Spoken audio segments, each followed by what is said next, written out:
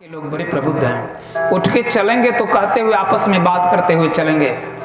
अरे व्यास जी का काम छियन कथा कहना है, बुझे नहीं छो जी कलयुग छी। एक बात याद रहेगा, सारे बातों के बाद एक बात याद रखेगा। लेकिन मैं निवेदन करना चाहता कि आप सारे के सारे प्रबुद्ध बैठे हैं। क्या शब्द है? श्रीमद् भागवत जैसे विशाल ग्रंथों में आप कथा सुनेंगे कि महाराज परीक्षित ने कलयुग को कितने जगह रहने के लिए कहा गया था? महाराज परीक्षित ने कलयुग को रहने के लिए कितना जगह दिए थे? धन्यवाद।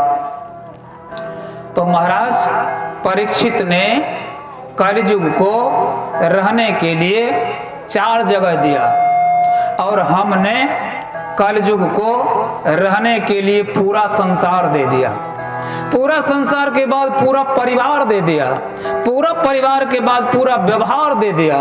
पूरा व्यवहार कैसे दे दिया कि मास्टर साहब यदि दिन में कुछ कहेंगे तो कहे मर साहब अहाँ तो सरकारी नौकरी में छिए हैं, कलयुग छिए, में बिना उन्नट पुन्नट के न काज चले वाला। तो महाराज परीक्षित ने 4 जगह दिया जिसकी कथा कल सुनाएंगे।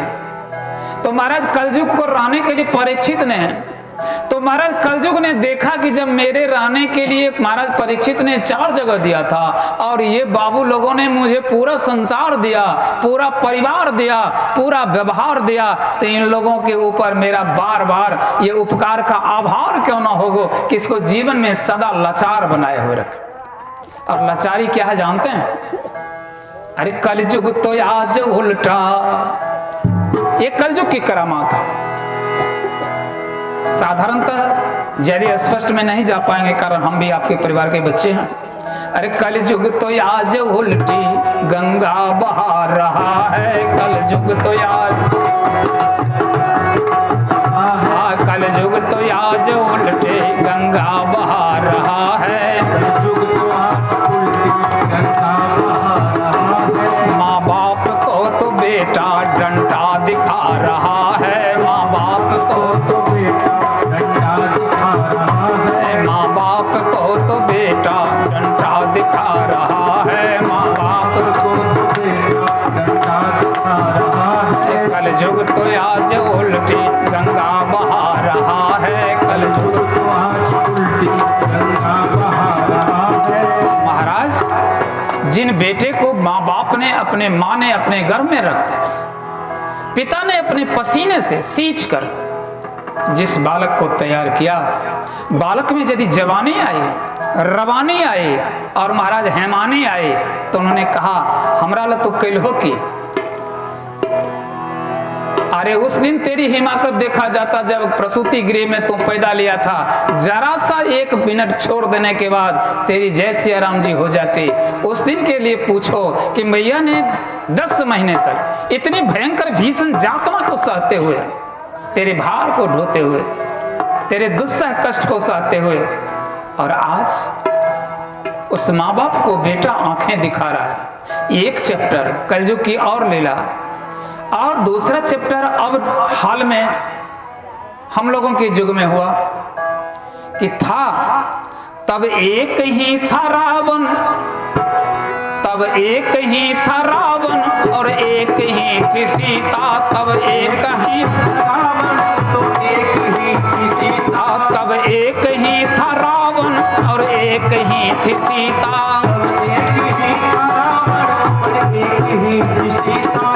हाँ महाराज तब एक ही था रावण और एक ही थी सीता।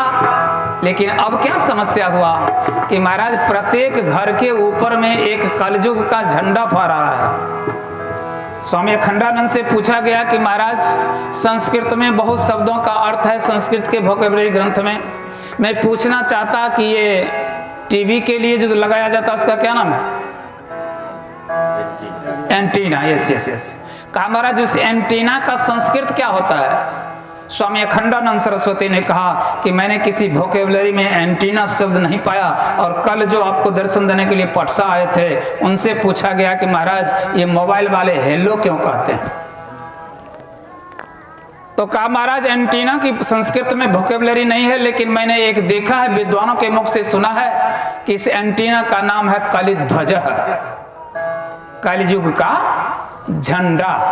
जिसके घर पर ये झंडा फहरा गया महाराज, उसके घर में सीमेंट में भी पांख हो जाएगा, उसके पाया में भी कुछ पूंछ हो जाएंगे। अगर पूछ नहीं हुआ तो मैं पूछना चाहता कि मेरे बबुआ से पूछो और मेरी लाडली दुलारी बहन से पूछो कि महाराज वो छत पर चढ़ के जो कह रहा कि हेलो मिस्टर सुने छीने, वो साइंस टीचर से पूछ रहा कि sine theta is equal to cos theta is equal to what, या मेरे मास्टर साहब से पूछ रहे हैं कि मास्टर साहब मैं बिलावल पर गया तो मैं महाराज न धमाउर सीखा, न खेमटा सीखा, न अनुप्रास और प्रास के संबंध में सीखा, तो हेलो मास्टर साहब जरा दोहरा दीजिए। उससे पूछो, उससे होता यही है कि था एक ही वो रावण और थी एक ही वो सीता, था एक ही वो रावण, था एक ही वो रावण और एक ही थी सीता, था एक ही वो रावण एक ही थी सीता।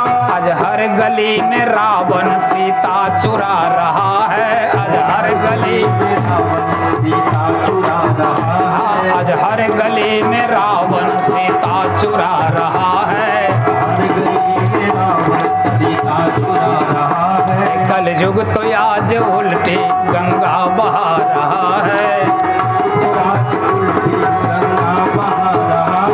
और महाराज ये हर गली में रावण सीता चुरा रहा है। इसका अगर कोई सबल सहायक है तो एक ही सबल सहायक है, और सबल सहायक को हेलो मिस्टर, इसके माध्यम से अब तो बहुत से फ्रेंड के वर्गीकरण हो गए हैं। मुझे तो अंग्रेजी का बढ़िया ज्ञान नहीं है, बहुत से फ्रेंड का अब प्रमोशन हो चुका है, जिसमें हाई फ्रेंड, बाय फ्रेंड और कौन कौन फ्रेंड होते नहीं कह सकते। कहा महाराज, लेकिन कामेश्वर ने कहा कि भारत की प्यारी बहना तू सावधान रहना, भारत की प्यारी बहना तू सावधान रहना, भारत की प्यारी बहना तू सावधान रहना, भारत की प्यारी बहना तू सावधान रहना। कहा महाराज किससे सावधान? हाँ देवेंद्र बाबू, भारत की प्यारी बहना तो सावधान रहना किससे? कहा महाराज संसार में आज तक के जितने समय व्यतीत हुए उसमें दो रिश्ते ऐसे हैं जिस रिश्ते पर आज तक कहीं कलम नहीं लगाया गया। वह रिश्ता है माँ बेटे का, वह रिश्ता है भाई बहन का। लेकिन अब कुछ मार्केट के भाई मिल गए हैं और बास्केट के बहन मिल गए हैं, जो भगवान कामेश्वर कहते हैं कि महाराज ये भारत की प्यारी बहना तो सावधान रहना कि पापी भी अपने हाथों,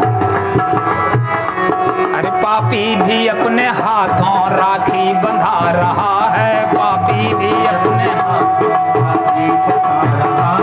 पापी भी अपने हाथों राखी बंधा रहा है, पापी भी अपने हाथों राखी बंधा रहा है। कलयुग तो आज उल्टी गंगा बहा रहा है,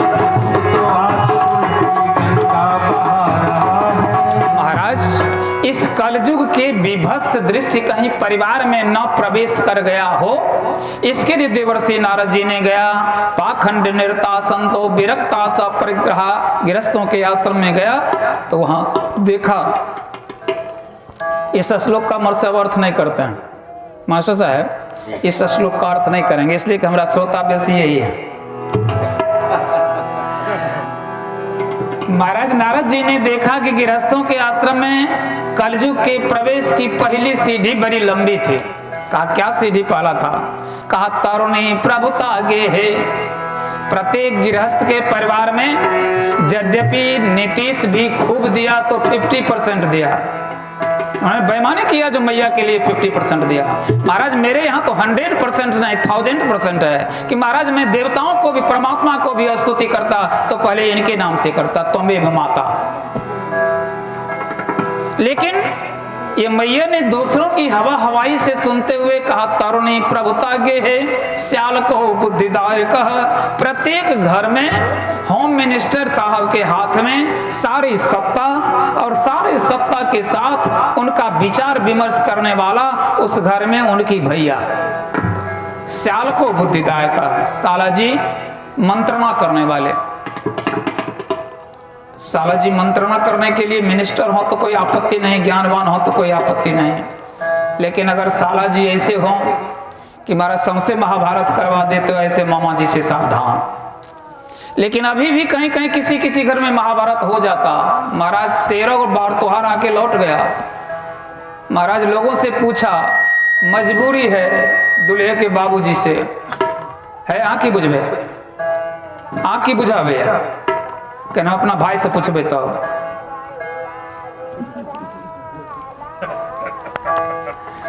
भज गोविंद